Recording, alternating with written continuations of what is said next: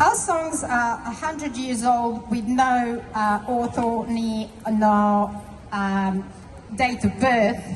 They have been transferred from generation to generation for centuries.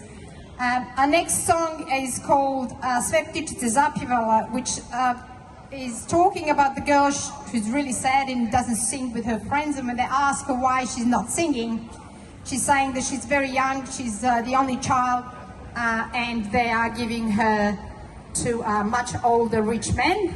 So the sorrow and the fear of the arranged marriages 100 years ago, if you can imagine that.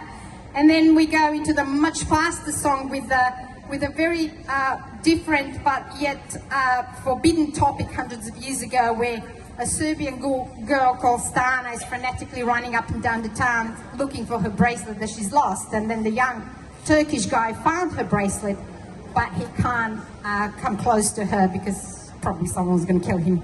So enjoy.